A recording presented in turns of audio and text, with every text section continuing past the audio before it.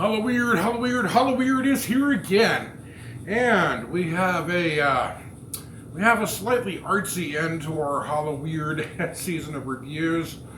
This time we're going to do a Roger Corman movie. Rest in peace, Roger Corman, the producer who was famous for being a no-nonsense budget producer who nevertheless produced a string of oddball movies, at least, that have been honored on our list in various places. He passed away this year, sadly, and we thought we would do just one horror movie produced by or released by at least Roger Corman, and for the Halloweird season, so it's just this one here. So all I had to do now is find a Roger Corman horror film that we haven't reviewed yet. Let's see here. We already did the Poe series with Vincent Price, that makes sense. Little Shop of Horrors, it figures, we already covered. Galaxy of Terror, yeah. We've covered the Death Race series, naturally.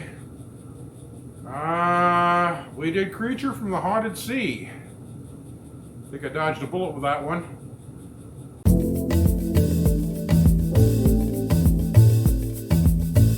So we're down to Sharktopus versus Whalewolf or Bucket of Blood. Okay, alright, Bucket of Blood. Let's do this. That sounds like it's right up my alley. I'm a horror gore hound. And I brought a bucket just in case. So we're just going to try to fill this baby up here. And let's watch it. I can't wait. Walter is the busboy at the Yellow Door Cafe. But this isn't just any watering hole. This is a hangout for the 1950s beatnik crowd. Chock full of poets, musicians, pretentious artists, and the groupies and hangers-on of same. I will talk to you of art, for there is nothing else to talk about. For there is nothing else. Life is an obscure hobo bumming a ride on the omnibus of art. Burn gas, buggies, and whip your sour cream of circumstance. Walter wants to be an artist in the worst way. Where? Artist is, all others are not. That's most intriguing. Are you a painter? Well, no, I'm working on something that's not ready yet. What is it, man? Finger painting? And draw me a picture of a house, Walter. Make some smoke coming out of the chimney. Well, I am working on something. I'll show you soon. Walter? You know, I've always laughed at people who say they want to be an artist. I mean, look at me. I'm an artist. I'm broke. Nobody knows me. My legacy will disappear like a soap bubble the minute I'm dead. Really, whoopee. Anyway, Walter is on the outside looking in, the perpetual whipping boy of the Yellow Door. To add to his humiliation, his boss, Leonard, rides Walter for not bussing tables fast enough. I was told there would be blood, a whole bucket full. A rock is a rock or a statue. A sound is a sound or it's music. Walter buys some clay to try his hand at sculpture, but it won't listen to him. Be a nose. Be a nose. Until one day when he accidentally stabs his landlady's cat, who got trapped in the wall somehow.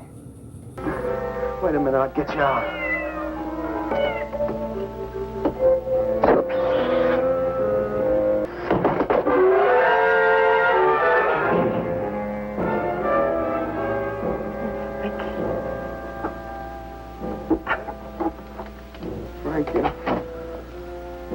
I'm sorry.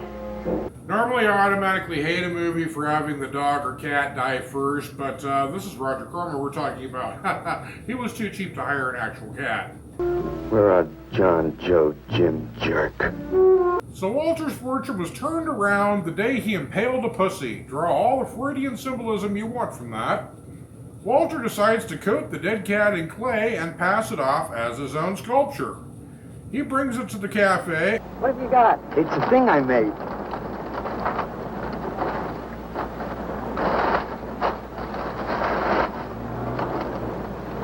Walter, you like it? And what the hell, he's a success with the self-absorbed arties at the club. He's hailed as a genius, accepted by his peers, and even has women pawing at him now. I want to give you something. Something that'll make you remember me. Put it in your pocket. One of whom slips him a vial of drugs. This draws Walter the attention of an undercover cop who follows Walter home and attempts to make the clumsiest arrest in law enforcement history. Horse, junk, white stuff, heroin. Walter, do I have to point this at you? You're gonna shoot me. No, don't shoot me. Walter, just relax. No, you're gonna shoot me. Now, just relax. No, don't shoot Just me. shut up, Walter. No, you're gonna shoot me. Walter gets the better of him by cold cocking him with a skillet. Oh, some blood finally. Can I scrape that off? His landlady, Mrs. Swicket, is getting suspicious of all this racket, not to mention that she's been short one cat, and Walter never explained the huge hole he ripped in the wall.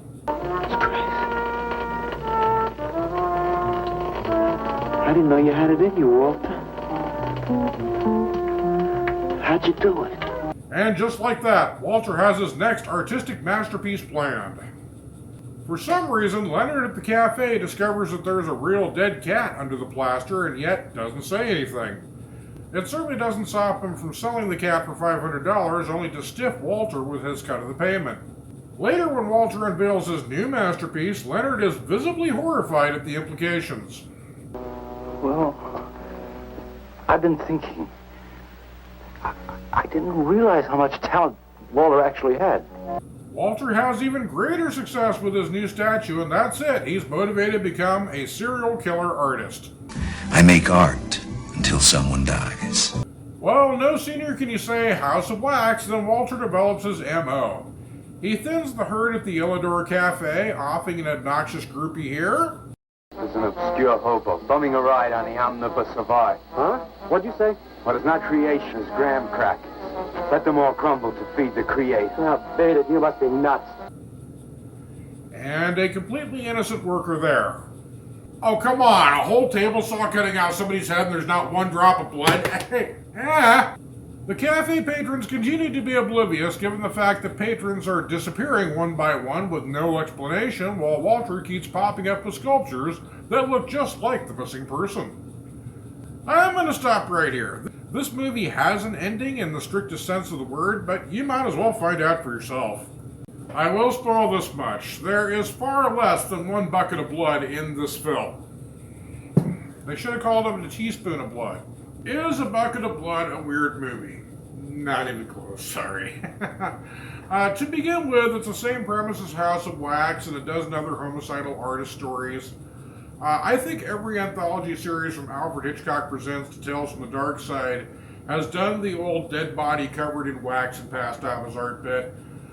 Just for an idea of how old this trope is, check out the Lord Peter Wimsey story, The Man with the Copper Fingers, where a guy disposes of his dead girlfriend by plating her in copper. Okay? It's been done. As for the beatnik angle, it is instructive to know that a popular TV series at the time, The Many Loves of Dobie Gillis, featured the character Maynard G. Krebs, played by Bob Denver, who was a parody of beatniks. The Beat Generation, something of an early hippie way, was already a well-established target. Now, this is the part where I should remind viewers that we here at 366 Weird Movies, we only rank movies based on their weirdness, not if they're good or bad. So, Bucket of Blood is a decent movie. It works as dark comedy, and it still holds up mildly today, despite the dated references. Along with the Poe Vincent Price series and Little Shop of Horrors, A Bucket of Blood is considered to be one of Roger Corman's better works. In fact, it features the same scriptwriter as Little Shop of Horrors and was filmed on the same set, where A Little Shop of Horrors would be filmed a few years later. So there's your double feature. It also has co-character actor Dick Miller in a rare leading role, and he nails it. It's always a pleasure watching Dick Miller working no matter what movie, and he's certainly no stranger to our list either. Corman himself would reshoot A Bucket of Blood in the 1990s, and I have failed to track down so much as a rumor of a copy anywhere. But from what I read of the reviews, it's not much of an improvement. A Bucket of Blood may be worth watching for the completist or for the curious time capsule it is now, but as far as dark comedies go, you're better off heading for After Hours, Eating Raoul, or Andy Warhol's Bad, also reviewed on this channel. As for me, I have a complaint and I want to speak to the manager. I was promised a bucket of blood. This bucket is empty. the opposite of full. I'm staying right here until I get what I was promised. Happy Halloween!